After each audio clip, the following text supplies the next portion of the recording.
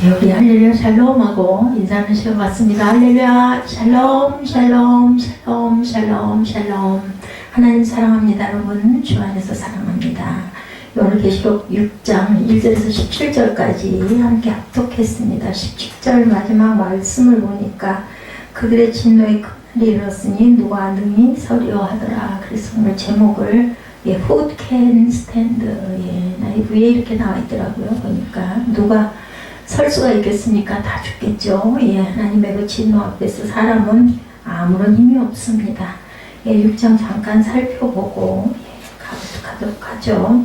이 세상을 향한 하나님의 계획이 기록된 책, 그리스도의 손에 옮겨진 후에 그리스도는 그 인봉을 떼신다 1절에 그렇게 증거되어 있습니다. 그렇지만 그 예언은 굉장히 어렵죠. 시작되는 환란은 또한 우리가 상상할 수 없는 일. 근데 제가 가만히 성경 내용을 묵상을 하면서 보다 보니 벌써 이미 그런 징조가 우리 이 땅에는 정말 감사하게도 아직 그런 일들이 그렇게 장난하게 드러나 있는 부분은 없지만 정말 가난하고 기아를 헐벗고 그 허덕이면서 죽는 그러한 그 사람들이 너무너무 많다. 기근 그리고 또한 뭐 질병 그저 많은 그 전염병들 그리고 또한 그 자연재해로 인해서 막 성이 무너지고 그저 땅 속으로 그냥 묻혀버리는 지진도 엄청 많이 일어나고 우리나라는 정말 하나님이 정말 살피시고 보호하시는 땅이구나 하는 생각을 많이 했습니다.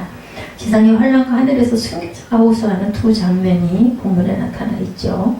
첫 번째 보면 네 말과 그 말을 타는 자들의 환상에 대해서 2절에 첫째 인을 떼신다. 승리의 흰말과 그것에 탄 자 이렇게 말씀하고 있습니다. 그 승리의 흰말이라고 말씀하죠. 첫째 인의 흰말. 그런데 사람을 미혹하는 자들이 많이 나타날 것이다. 네 생물 중에 하나가 우리와 같은 소리로 요한이 오라 하고 계속 그 인봉을 7개 뗄 때까지 오라고 하죠. 요한이 가서 본 광경은 어떤 사람이 흰말을 타고 나타났다. 2절에 이 흰말은 전쟁 때 쓰는 말이 아니라 승리한 후에 말이다. 왜냐하면 전쟁 시에는 쉽게 적에게 표적이 되죠. 하얀 말이 승리, 영광 그런 걸 나타내죠. 하얀 색깔은. 또한 그는 멸류관을 받았고 나아가서 이기고 또 이겼다라고 증거됩니다. 그 흰말을 탄 자에 대해서는 여러 가지 견해가 있지만 그리스도라고도 보지 않는 사람들은 이 세상에 나타날 때 나타났던 강력한 정복자를 의미한다. 계시록은 정말 어렵기도 하지만 왜냐하면 환상 이런 상징 이런 게 많기 때문에 정말 조심스럽고 그렇다고 해서 또 계시록을 무시하고 넘어갈 수도 없어서 해석을 정말 잘해야 됩니다. 그래서 온전하게 잘 모를 때는 그냥 열심히 자고 반복해서 읽고 하나님께서 우리에게 주시는 그러한 그 영으로 우리가 이해를 해야 되지 않을까 싶습니다. 이 세상의 끝에는 강력한 정복자가 나타나 승리를 거듭하겠다. 주님께서 오시겠죠. 또한 그리스도라고 보면 그런 세상의 어떤 변동이나 변화에도 불구하고 승리하고 그리스도 복음의 왕국을 잘 잡아가는 그리스도의 승리를 보여준다라고 당연히 볼 수가 있겠죠. 내 생물은 24장로와 함께 하나님 보좌 곁에 있다라고 계시록 10장 4절에도 증거합니다.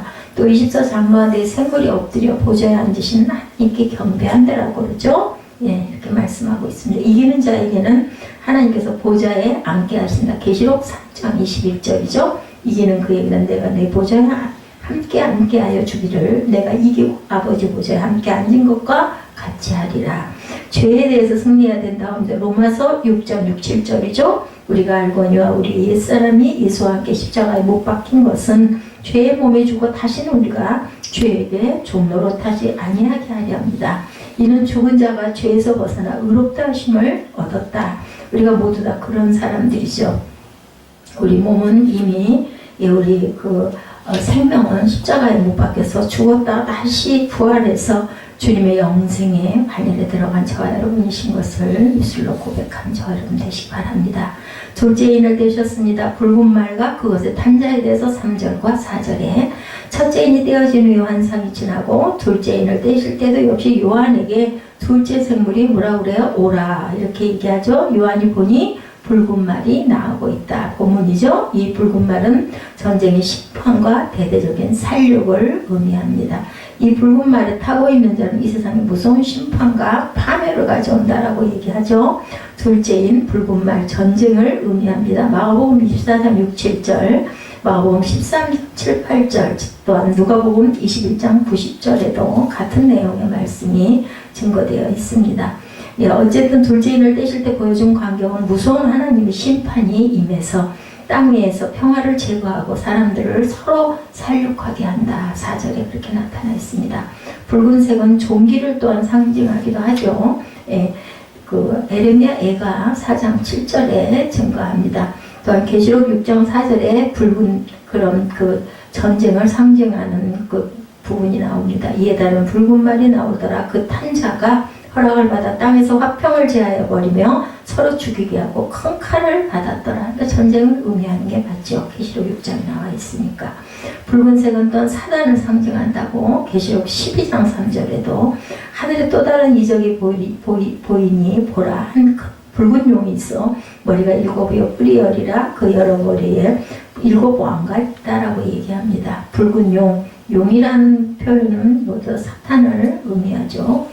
셋째 인을 떼신 검은 말과 그것의 탄 자에 대해서 5절에 셋째 인을 떼시자 이번에는 검은 말이 등장을 하죠. 셋째 인에 대한 것은 기근을 얘기합니다. 기근에 대한 것이 지진과 기근, 마태복음 24장 7절, 마가복음 13장 8절, 누가복음 21장 11절에 증거되어 있습니다. 예, 검은 말이 등장하죠. 예, 극심한 전쟁에 뒤따르는 기근을 상징한다. 제가 지금 성경을 보면서 성경이 요약되어 있는 것을 보면서 대조하면서 말씀드립니다. 식량이 부족함으로 사람들이 자기 식량을 저울에 달아 먹어야 하는 때가 반드시 온다. 뭐 식량이 그냥 뭐 없어서 굶고 죽는 기아에 허덕이는 그런 민족들이 지금 많이 있습니다. 우리가 다 알지 못하는 그런 곳들도 많으리라고 봅니다. 미란데나 보리 한 석대에 한 데나리온이라면 데나리온이 장정이 하루의 품삯이에요. 한 데나리온은. 그 사람이 그거밖에 식량을 구하지 못한다라는 거죠. 평소보다 적어도 10배 이상의 인플레를 의미하는 극심한 기근 상태. 그죠? 하루 일해가지고 예를 들어 밀한데 쌀한데 그냥 쉽게 표현해서 그거 사가지고 어떻게 가족이 먹겠어요. 그렇죠? 예, 감남이와 포도주는 해치 말라는 것으로가 이 기근은 부유층에게는 별 문제가 되지 않습니다. 지금 그렇게 그 세상이 돌아가지 않습니까? 그죠? 있는 사람은 너무 많고 없는 사람은 너무 없어서 예, 그러한 그 현상이 일어납니다. 가난한 사람들만 고통을 당하는 것으로 보이죠. 더욱 살기 힘든 세상을 나타냅니다. 극심한 사륙의 전쟁이 이런 기근을 몰아오는 것은 당연한 거죠. 예, 그리고 영적인 기근도 아모스 8장 11절에 주 야훼의 말씀이니라 보라 날이 이를지라 내가 기근을 땅에 보내리니 양식이 없어 주림이 아니요 물이 없어 가람이 아니요 야훼의 말씀을 듣지 못하는 기간의 때도 온다. 그래서 앞으로는 전도하기도 너무너무 힘들어진다고 합니다. 죄로 인해서 기근이 오죠. 에스겔 14장 12~13절입니다. 야훼의 말씀이 또 내게 임하여 이르시되 에스겔 14장 13절입니다. 인자야 가령 어떤 나라가 불법을 행하여 내게 범죄함으로 내가 손을 그 위에 펴서 그 의지하는 양식을 끊어 기근을 내려 사람과 짐승을 그 나라에서 끝나자 이렇게 증거합니다. 영원한 죽음은 하나님의 진노를 나타낸다고 데살로니가전서 1장 10절에 죽은 자들 가운데 다시 살리신 그의 아들이 노예 예수 그리스도죠. 하늘로부터 강림하실 것을 너희가 어떻게 기다리는지를 말하니 이는 장래의 노하심에서 우리를 건지시는 누구라 예수시라 이렇게 증거합니다. 넷째 인을 떼시는 부분이죠. 청황색 말과 그것의 탄 자에 대해서 7절과 8절에 증거하죠. 넷째 인을 떼시다 이번에는 청황색 말이 나옵니다. 이 청황색은 옛날부터 죽음의 색으로 알려져 있다고 합니다. 넷째인 사망입니다. 계시록 6장 7, 8절 그리고 전염병으로 사망한다고 누가복음 21장 11절에도 증거되어 있습니다. 넷째인은 청황색 말이 나오는데 그것은 사망, 죽음이다. 음보가 그 뒤를 따르고 있는 것이 보이죠. 세상의 4분의 1에 해당하는 사람들에 대해 권세를 얻어서 검과 흉년과 사망과 땅의 짐승으로 살육하고 있는 모습이 나타납니다. 이 넷째 인까지를 통해서 이 세상의 모습은 온통 사육과 심판에 가득 찬 대환란의 모습을 보여줍니다. 이제 이 지상에서의 대환란은 5번째 인을 떼심으로 그 장소를 바꾸어서 새로운 국면을 맞게 합니다. 음부는 무슨 뜻이에요? 죽음을 뜻하는 곳이죠. 창세기 42장 38절에 야곱이 이르되 내 아들은 거기와 함께 내려가지 못하리니 그의 형은 죽고 그만 남았습니다.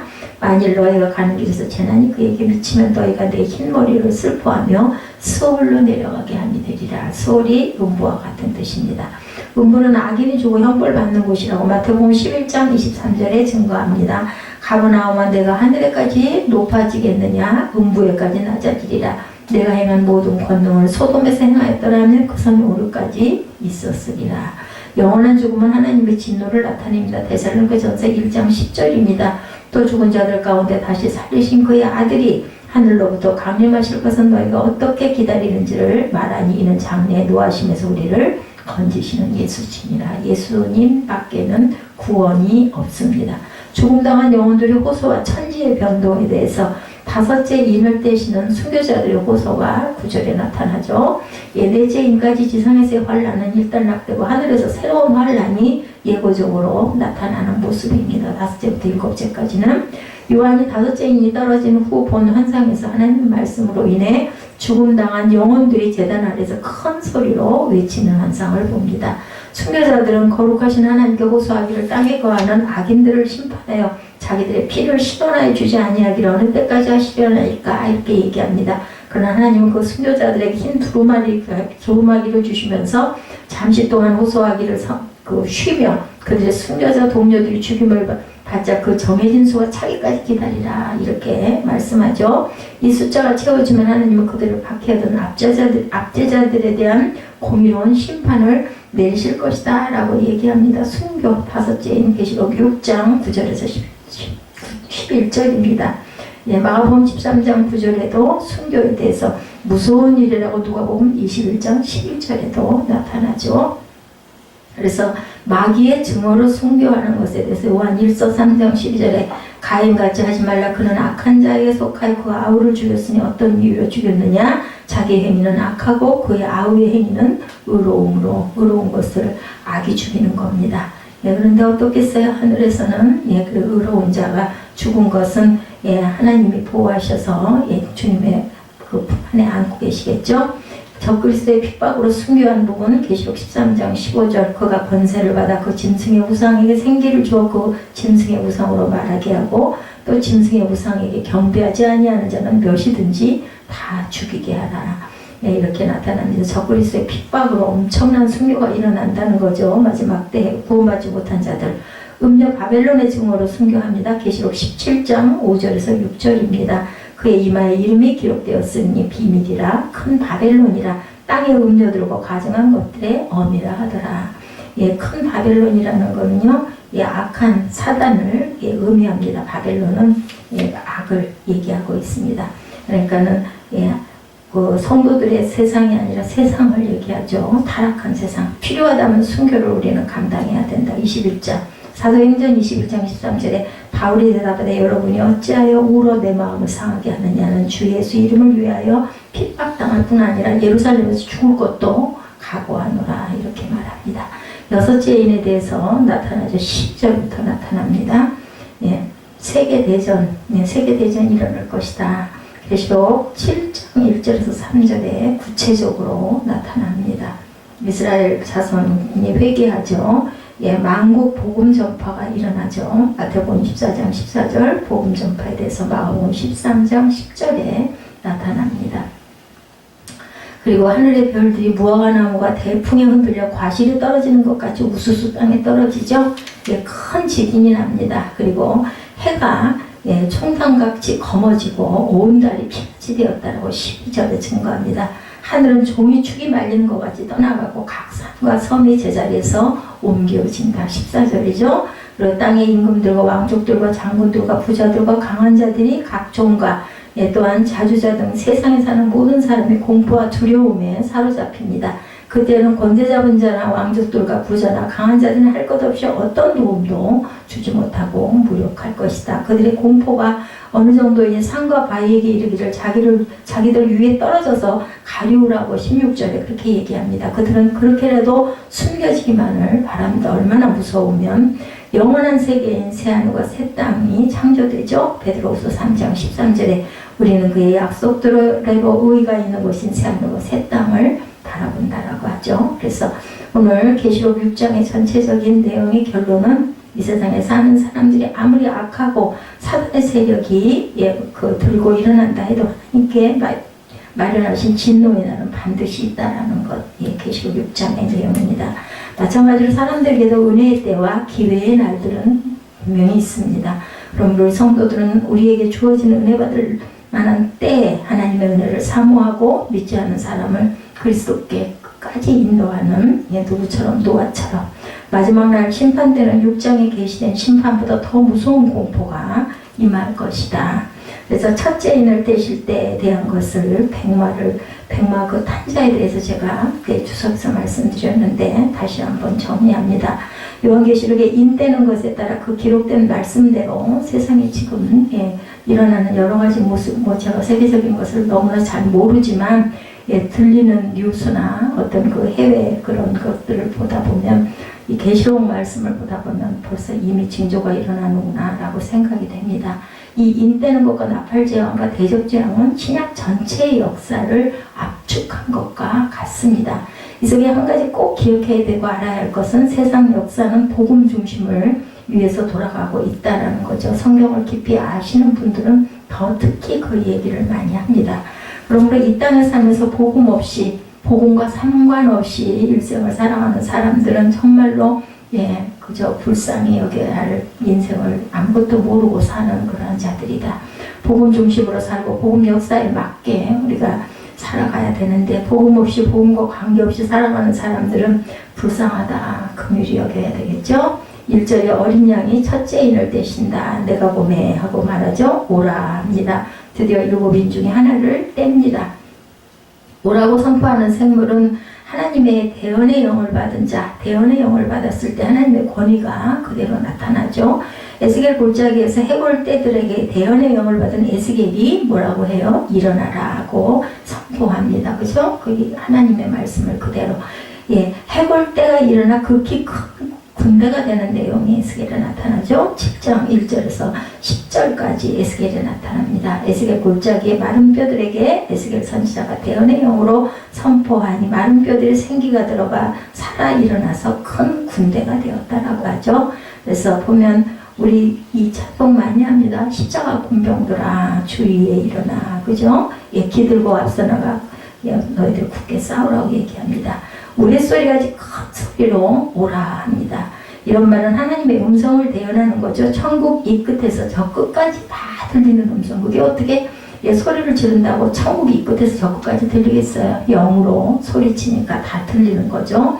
어떤 사람들은 첫째인 뗄 때 나온 흰말과 그 탄자는 적그리스도라 이런 또 해석을 하는 사람들도 있습니다. 적그리스도가 출몰하면 7년 대환란이 시작되고 예수 그리스도의 재림과 함께 하나님의 심판이 오죠. 그건 계시록을 극단적 종말주의로 몰아가는 그런 이야기. 흰말과 탄자는 적그리스도의 출현이 아니고 그리스도와 복음의 시작을 의미합니다.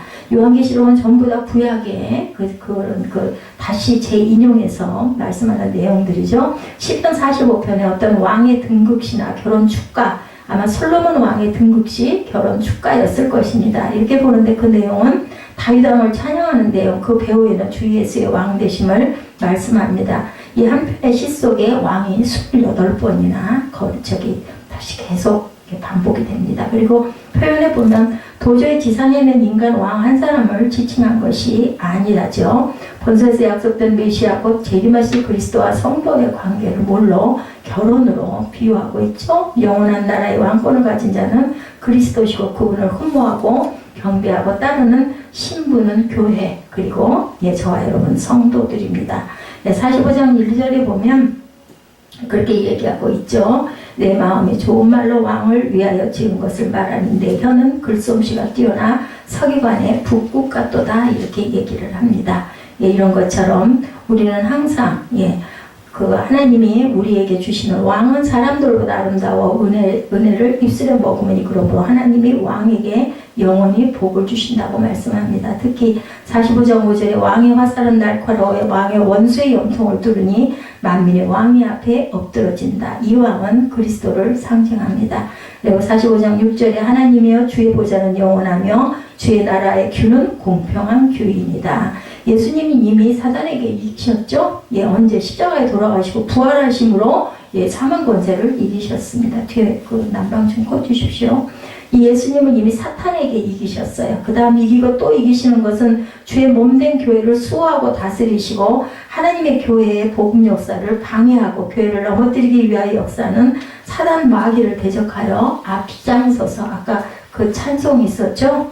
주 위에 일어나. 우리가 길을 들고 싸워야 되는 것은 말씀으로 싸우고 찬양으로 싸우는 겁니다.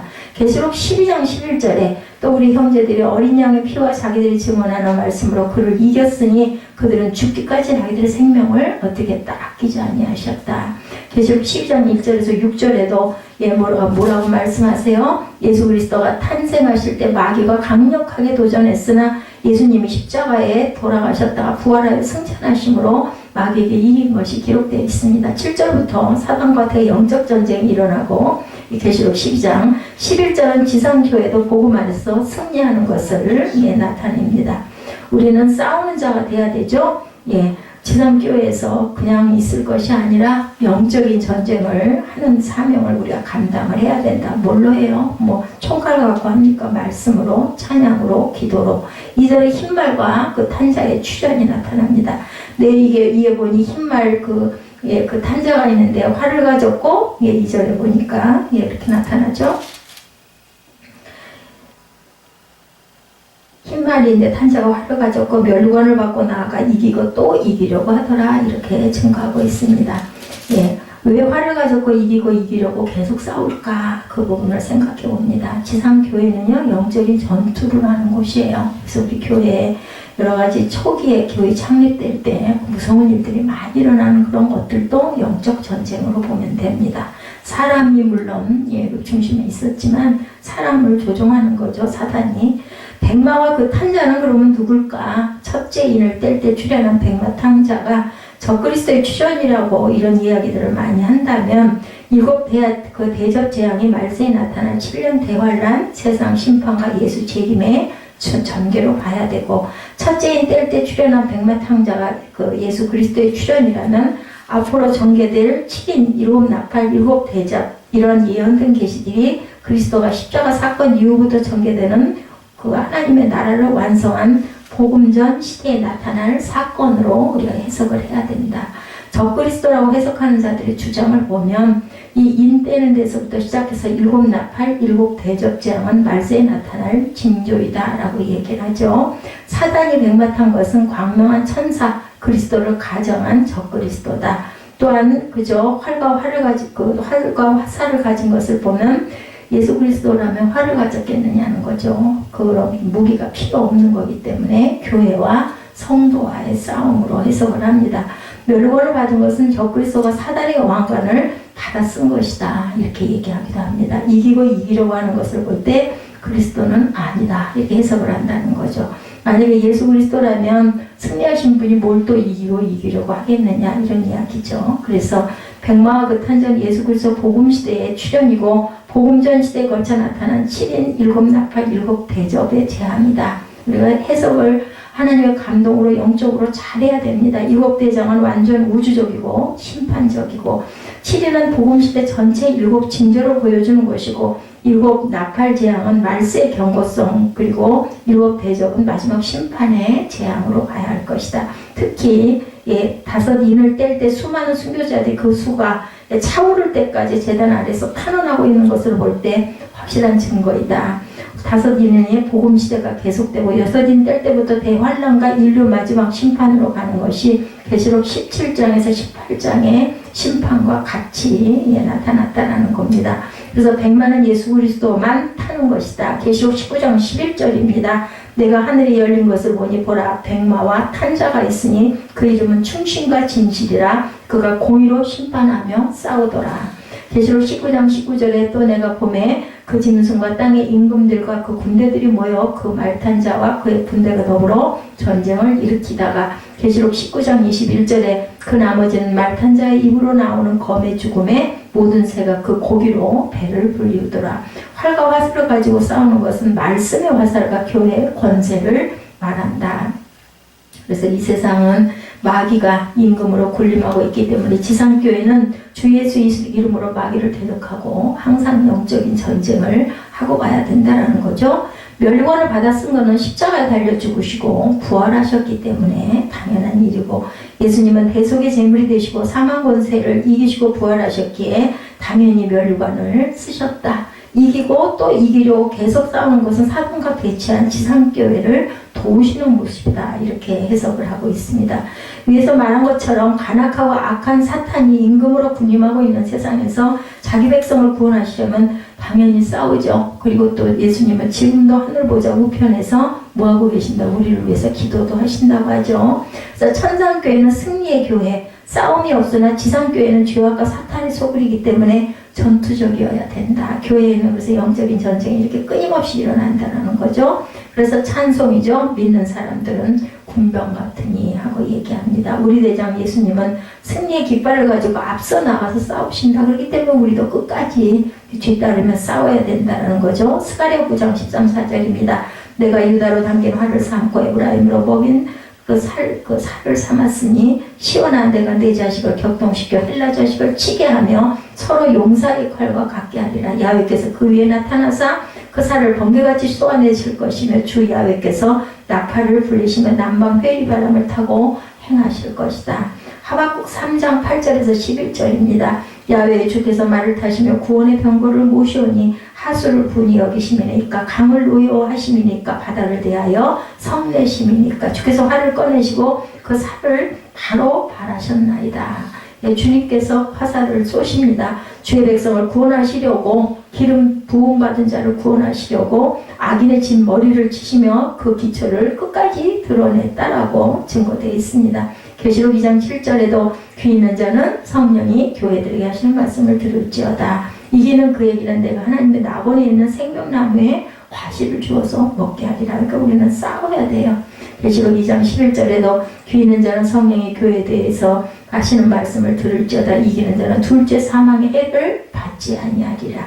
계시록 2장 17절에도 귀 있는 자는 성령이 교회에게 하시는 말씀을 들을지라. 이 일을 이기는 그에게는 내가 감추었던 만나를 주고 흰돌을 줄 터인데 그 위에 새 이름을 기록할 것이나니 받는 자밖에는 그 이름을 알 사람이 없느니라. 누구세요? 예수 그리스도시죠. 계시록 2장 26절에 이기는 자와 끝까지 내 일을 지키는 그에게 만국을 다스리는 권세를 주리니, 계시록 3장 5절에 이기는 자는 이와 같이 흰옷을 입을 것이요 내가 그 이름을 생명책에 반드시 흐리지 아니하고 그 이름을 내 아버지 앞과 천사들 앞에 시인하리라 라고 말씀합니다. 계시록 3장 21절에도 이기는 그에게는 내가 내 보좌에 함께 주기를 내가 이기고 아버지 보좌에 함께 앉은 것과 같이 하리라. 계시록 17장 14절에도 저희가 어린 양으로 더불어 싸우려니와 어린 양은 만주해 주시어 만왕의 왕이심으로 저희를 이기실 터이요 그와 함께 있는 자들을 곧 부르심을 입고 빼내심을 얻은 진실한 자들은 이기리로다. 그래서 찬송가죠. 믿는 자들아 군병 같으니 앞서가신 주님을 따라가자고 그러죠. 우리 대장 예수 길을 가지고 접전하는 곳에 가신 것 보라. 믿는 사람들은 군병 같으니 앞서가신 주를 따라가자. 마가복음 16장 15절입니다. 너희는 온 천하에 다니며 만민에게 복음을 전파해라. 곧 구원의 문이 닫힐 것이라는 거죠. 기름든 처녀 이야기 여러분들 아시죠? 예, 뇌생물 중 천사가 말합니다. 마가복음 16장 6절에도 그 얘기가 나오고, 오라 내가 선포한 것은 6절에 1에서 4인을 뗄 때마다 계속 선포하는 것이고, 그 생물 천사는 선포 하나님의 선포 대신 대언의 영을 받아 선포하는 것이므로 주님이 순종하십니다. 주님이 순종하셨다기보다는 말을 향해서 오라고 우레 같은 큰 소리를 선포하는 것이고, 예비되었던 말이 순종하죠. 백마탄저가 적그리스도냐 예수 그리스도냐 이런 부분에 대한 그런 굉장한 여러 가지 설이 많습니다. 백마탄자가 적그리스도의 출현이라는 주장도 있고, 아까도 그 얘기 있었죠. 백마탄자가 그리스도다, 복음시대라는 그런 주장도 있습니다. 차이점은 적그리스도의 출현이면 7년 대환란의 시작이고, 예수 그리스도의 출현이면 복음 그 전 시대를 가리킨다. 일곱인 일곱 나팔 일곱 대장은 7년 대환란의 세상 심판에 똑같은 점진적인 징조와 재앙과 심판이라는 것. 백마탄 것은 적그리스도 광명한 천사로 가정한 것이라고 얘기하죠. 그런데 백마는 예수 그리스도 그 천사들만 타는 것이라고 분명히 계시록 19장 11절과 14절에 증거되어 있습니다. 활과 화살을 가진 것을 볼 때 적그리스도의 출현이다, 그리스도라면 뭐 그런 얘기 있죠. 이것도 믿는 자들아 분명 같으니 앞서가신 주를 따라가자라고 분명히 성경에 기록되어 있습니다. 이기고 또 이기려고 하는 것을 볼 때 적그리스도가 아니고, 항상 하나님께서는, 예수 그리스도께서는 우리를 보호하시기 위해서 악한 영들과 싸우신다. 그리고 그 뒤에 따르는 홍마, 흑마, 청황마는 병마예요. 병마. 싸울 도전과 재앙의 증거를 나타내고 있습니다. 그래서 보면 계시록 6장 3절에서 17절까지 나타난 부분, 둘째인 될 때 붉은 마 그 탄자의 출현, 그 선포를 하고 있죠. 둘째인을 뗄 때 내가 드니 둘째 생물이 말하되 또 오라 하죠. 정말 그 탄자에 대한 출현 4절에 붉은 다른 말이 또 나오더라. 땅에서 화평을 제하여 버린다라고 얘기합니다. 서로 죽이게 하고 큰 칼을 받았더라고 얘기하죠. 전쟁이 일어난다는 말이 아니고 지구촌 국가들이 복음 때문에 핍박하고 대학살들이 일어난다. 지금도 그죠? 또 예수 그리스도를 인정하지 않는, 그리고 종교의 자유가 없는 곳에서는 예수 믿음으로 인해서 굉장한 핍박을 지금도 받고 생명도 앗아가기도 합니다. 땅에서 화평을 제해야 버려야겠다라고 하죠. 천국 가는 날까지 핍박과 화살과 싸움은 계속 일어난다. 마태복음 10장 34절에서 36절입니다. 내가 세상에 화평을 주러 온 줄로 생각하지 마라. 화평이 아니요 검을 주러 왔노라. 내가 온 곳은 사람이 그 아비와 딸이 어미와 며느리와 시어미와 불화하게 하려 함이니 사람의 원수가 자기 집안 식구라고 이렇게 얘기하고 있습니다. 마태복음 24장 5절에서 8절에 많은 사람이 내 이름으로 와서 이르되 나는 그리스도라 하여 많은 사람을 미혹해 하리라. 난리와 난리 소문을 듣겠으나 너희는 삼가 두려워 말라. 이런 일이 있어야 돼. 끝은 아직 아니니라. 민족이 민족을, 나라가 나라를 대적하여 일어나겠고 처체에 기근과 지진이 있으니 이 모든 것이 재난의 시작이라고 말씀하죠. 마태복음 24장 5절에서 8절 내용이었습니다. 그리고 복음시대 전체 기간 동안 일어날 핍박과 순교와 다툼과 전쟁들에 대해서 계속 얘기하죠. 큰 칼을 받았더라고 합니다. 앞으로 다가올 7년 대환란 때는 더 많은 학살과 핍박이 일어난다. 뭐 때문에? 복음 때문에. 우리나라도 그랬죠. 처음에 복음 들어올 때 얼마나 많은 사람들이 죽었습니까? 선교사들 엄청 많이 피를 뿌렸습니다. 그래서 한국교회는 피를 먹고 부흥했다 이런 말도 합니다. 간증이에요. 그 어떤 가정의 복음 때문에 결국은 주님이 이기셔서 집안 제사를 추도 예배로 바꾸게 되고 30년 만에 완전한 기독교 집안이 되는 목사님의 간증이더라고요. 평생에 가장 보람 있는 일이다 이렇게 고백하셨어요. 사촌 동반들과 오촌 조카들 안에 목사가 5명이 나오고, 첫째인은 복음시대가 도래되고 둘째인보다 다섯째인까지는 복음을 대적하는 마귀의 대적시대가 계속된다라는 겁니다. 홍마, 청황마, 그리고 다섯째인 될 때 순교자가 속출하는 것, 백마를 대적하는 대적, 말세력이 온 세상의 세력들이라는 것. 백마를 대적하는 모든 그 말의 세력, 청마, 흑마는 세상 세력들을 얘기한다. 그러니까 우리가 깨어 있어야 되고 기도해야 된다는 거죠. 셋째인을 뗄 때 흑마와 그 판사들의 5, 6절 해설입니다. 기근의 내용이죠.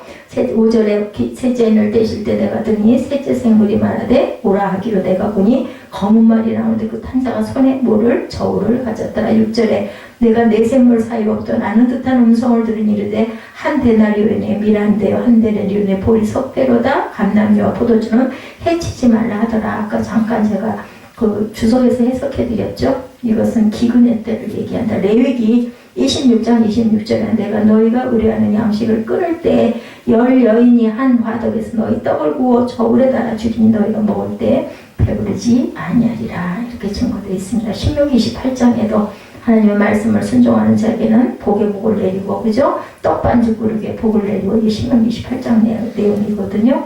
나가도 복을 받고 들어가도 복을 받고, 그죠? 복을 내리는 것은 반떡반지 그릇까지 복을 내리는데 불순종한 불신자들에게는 축복 반대 저주에 대한 것이 오히려 더 길게 설명되어져 있습니다. 내가 보니 검은 말이 나오는데 그 탄자가 손에 저울을 가졌더라. 첫째 인 될 때는 백말과 탄자가 나오는데 백마 시대가 2000년 전부터 지금까지 또한 세상 끝날까지 계속되고 둘째 인 될 때 나타나는 붉은 말 정말 시대가 계속되고 셋째 인 될 때 나타나는 검은 말도 검은 말 시대가 세상 끝날 때까지 계속된다. 예, 왜냐하면 배가 고파 죽는 사람들이 많이 일어난다라는 거죠. 손에 저울을 가졌다라는 것은 기근과 기아를 예시합니다.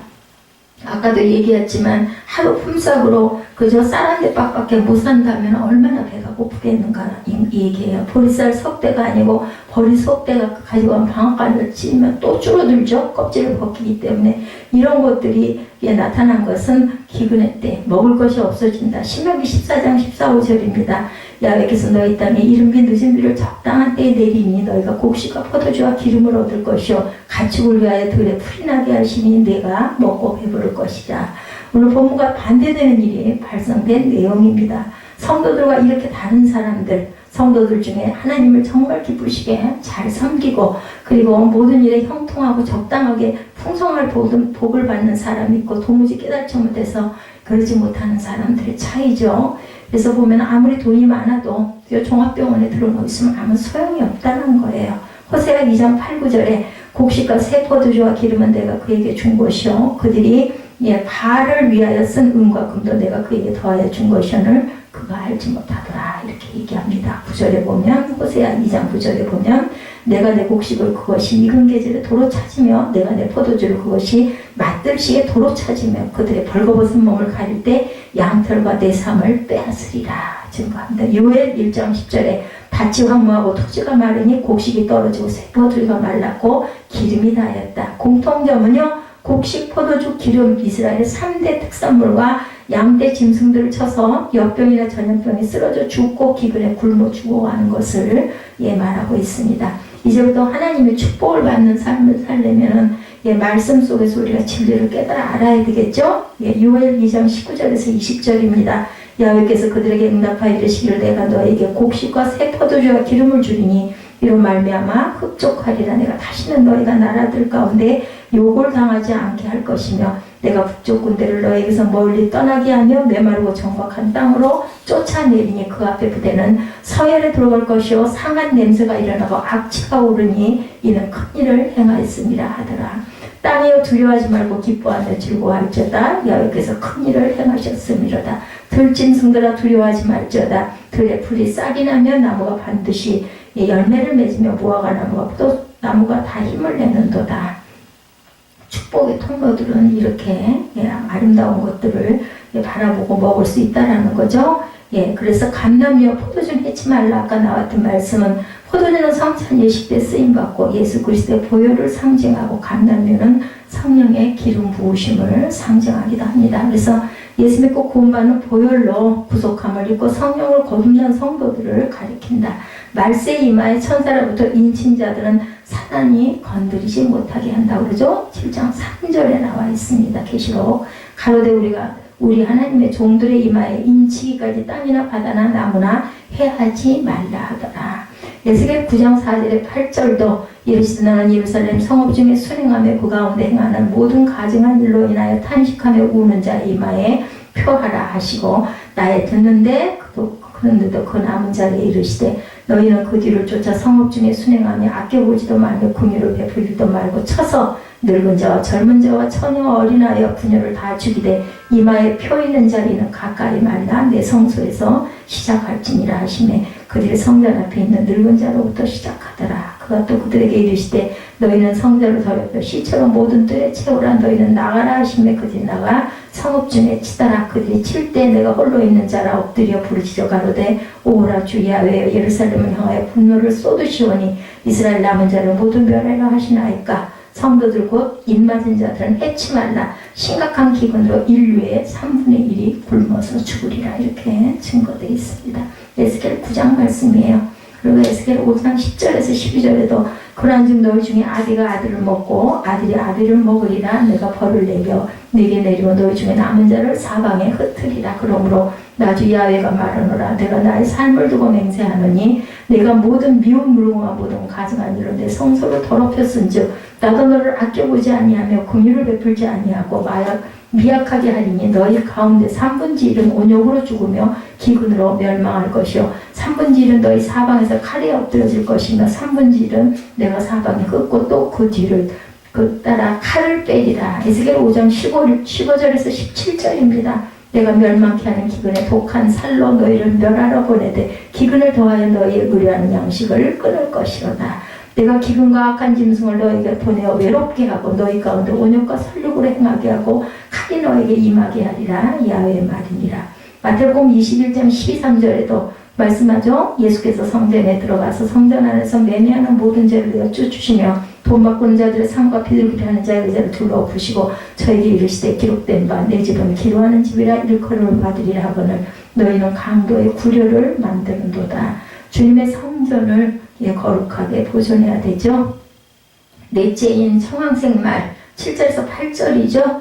그 탄자의 이름은 사망이니 음부와 그 뒤를 따르더라 하고 말씀합니다.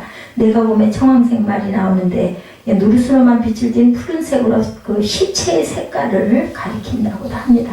탄자의 이름은 사망이라. 음부가 그 뒤를 따르더라. 땅의 4분의 1이 죽이고 고통받게 하는 권세를 받았은 지금 70億인구 중에 18억 정도가 전쟁과 전염병과 흉년과 기근과 땅의 짐승, 적그리스도의 그 추전들이죠. 그 인종, 그 불법 처형 등으로 죽고 있습니다. 말세는 전염병이 창궐한다고 하죠.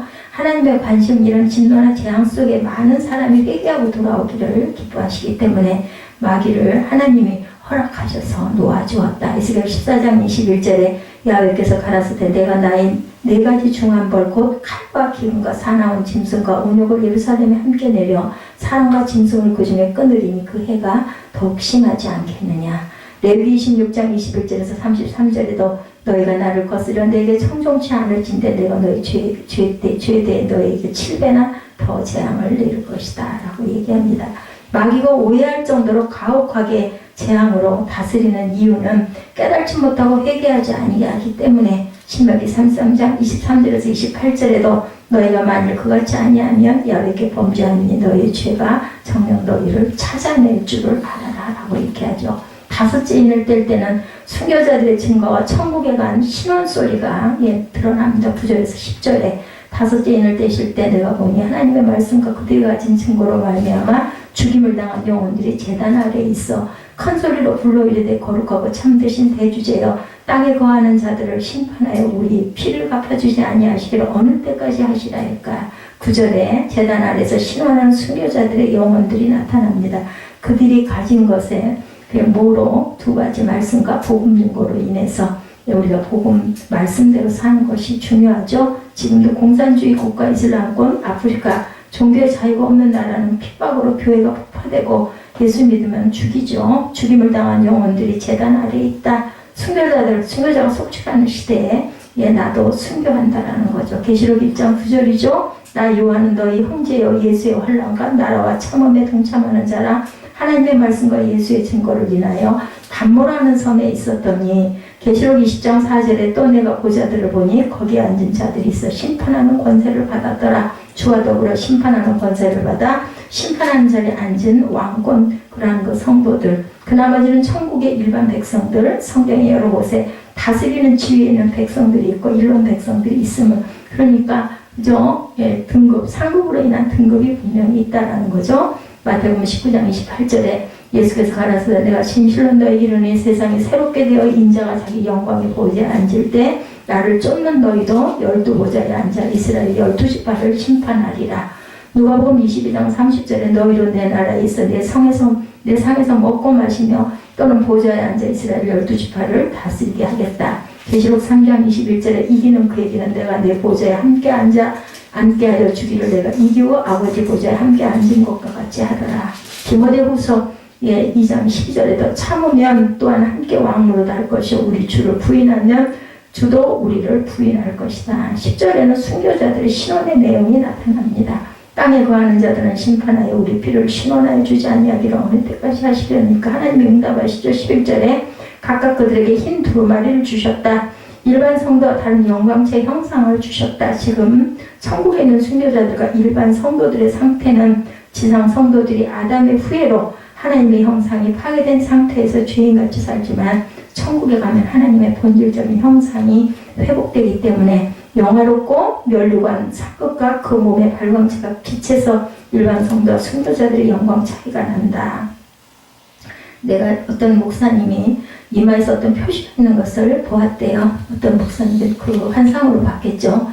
흰 두루마리를 입혀주는 것은 일반 성도들보다 아주 영광스러운 형상으로 바라 보여줬다고 합니다. 계시록 3장 4절에 사대의 그 옷을 더럽히지 않은 자 몇 명이 내게 있어 흰 옷을 입고 나와 함께 다니리니 그들은 합당한 자인 영고다.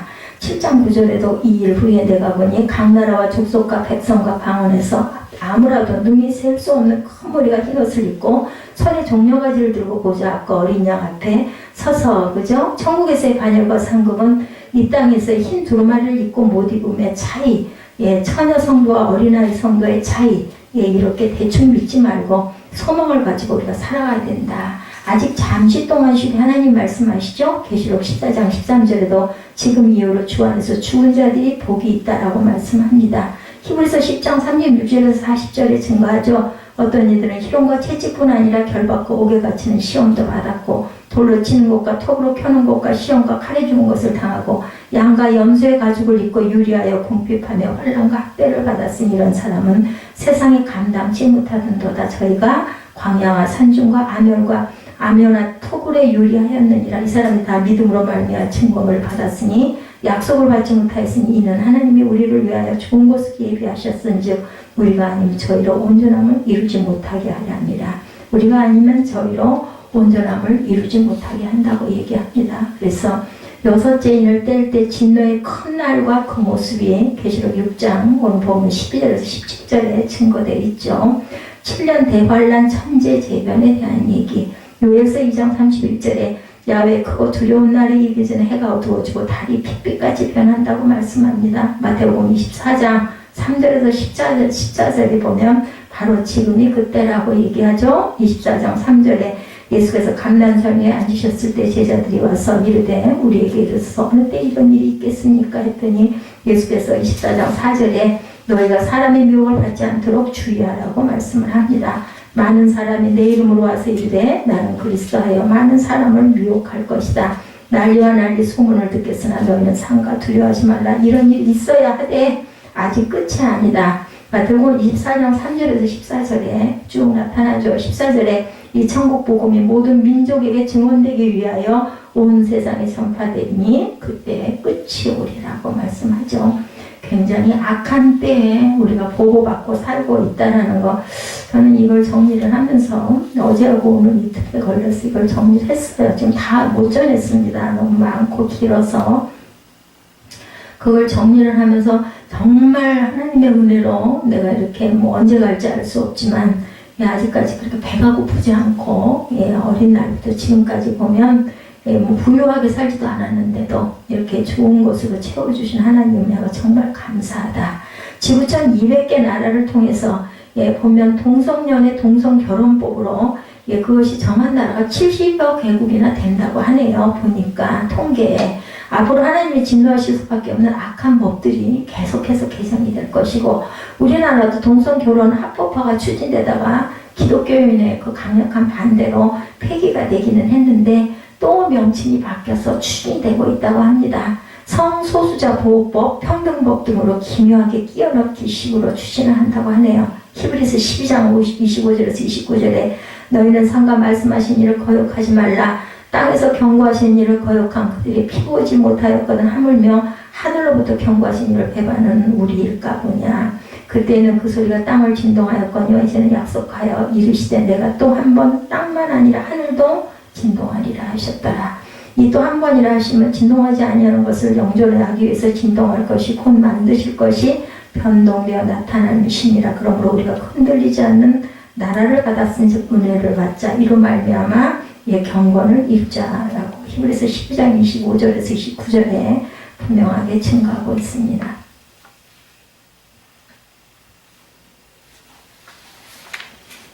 마태복음 24장 29절에서 30절에도 하나님을 기쁘시게 섬길지니 우리 하나님은 소멸하는 불이심이라고 히브리서에서 말씀하죠. 마태복음 24장 29절 30절에도 그날 환란 후에 즉시 해가 어두워지며 달이 빛을 내지 아니하며 별들이 하늘에서 떨어지며 하늘의 권능이 흔들리리라. 그때 인자의 징조가 하늘에서 보이겠고 그때 땅의 모든 족속들이 통곡하며 그들이 인자가 구름을 타고 능력과 큰 영광으로 오는 것을 보리라. 큰 나팔 소리와 함께 천사들을 보내리니 그들의 그의 택하신 자들을 하늘 이 끝에서 저 끝까지 사방에서 모으리라.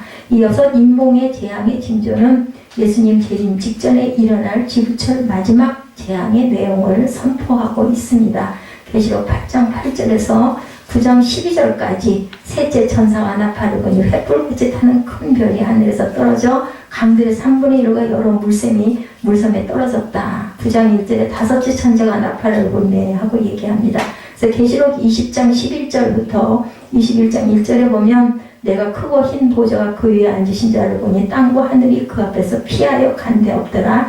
내가 새 하늘과 새 땅을 보니 처음 하늘과 처음 땅이 없어졌고 바다도 다시 있지 않더라. 높은 봉우리 힘 있는 자, 권세 있는 자들과 세상 권력자들이 흔들려서 무너진다고 얘기하고 있습니다. 그래서 우리 15절에서 17절까지 우리 본문 15절에서 17절을 읽으면 말씀하고 있죠. 땅의 임금과 왕족들과 장군들과 부자들과 강한 자들과 모든 종과 자연인이 굴과 산들의 바위 틈에 숨어 산들과 바위에게 말하되 우리 위에 떨어진 보좌에 앉으신 이 얼굴에서 그 어린 양의 진노에서 우리를 가리라. 그들의 진노에 큰 날이 이르렀으니 누가 일어날 수가 있겠느냐는 거예요. 이사야 2장 12절에도 대저만군의 야훼의 날에 무엇든 교만한 자와 거만한 자와 지고한 자에게 임하리니 그들이 낮아지리라.